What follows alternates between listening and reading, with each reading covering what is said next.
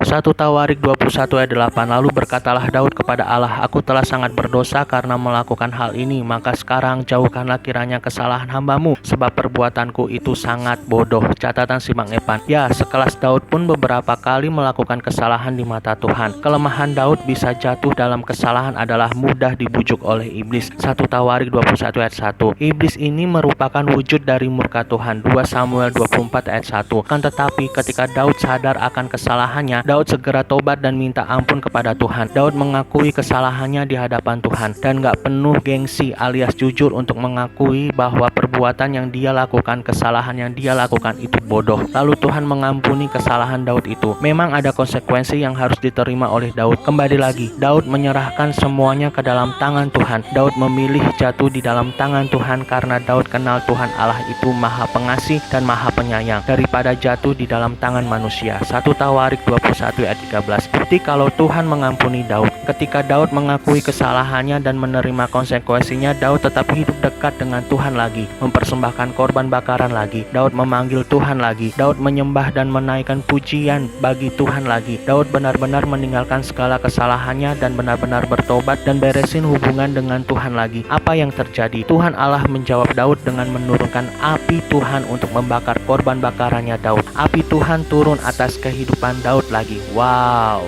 Ya, hidup kita tak luput dari masa lalu. Hidup kita tak luput dari kesalahan masa lalu. Namun apakah kita akan hidup dalam keterpurukan terus? Padahal Tuhan berkehendak untuk kita move on dan mencari Tuhan lagi. Yuk kita move on lagi dengan langkah beresin dulu hubungan kita dengan Tuhan. Akui kesalahan-kesalahan kita yang kita lakukan di masa lalu. Jujurlah saat kita bertobat dan mengakui kesalahan kita di hadapan Tuhan. Ya, memang kita akan mendapatkan konsekuensi dari kesalahan kita. Tapi itu bukan tujuan kita. Tujuan kita adalah menyerahkan dan hidup kembali di dalam tangan Tuhan lagi. Sebab kita tahu Tuhan Yesus itu maha kasih dan maha penyayang. Setelah itu kembalilah membawa korban bakaran, yaitu hidup kita, roh kita, jiwa kita dipersembahkan lagi kepada Tuhan. Artinya tinggalin semua kesalahan-kesalahan kita di masa lalu, ganti dengan menjadi manusia baru, manusia kudus, manusia yang berkenan di hadapan Tuhan. Dan lihatlah api Tuhan membakar hidup kita. Pemulihan besar-besaran terjadi dalam hidup kita. Kuncinya apa? Kuncinya kembali lagi beresin hubungan kita dengan Tuhan. Sekali lagi, beresin hubungan kita dengan Tuhan. Jangan pernah ngomong proses-proses kalau mau bertobat sungguh-sungguh. Nanti jatuh lagi, tobat lagi, jatuh lagi, tobat lagi. Kalau nggak mau bertobat, masih gengsi, ya udah lakuin aja terus kayak gitu. Puas-puasin lakuin dosa dan kesalahan dan kenikmatan daging dan keinginan hidup. Tapi kalau memang udah yakin bertobat sungguh-sungguh, yuk bertobat yuk. Yuk bisa yuk hidup kudus di dalam Tuhan.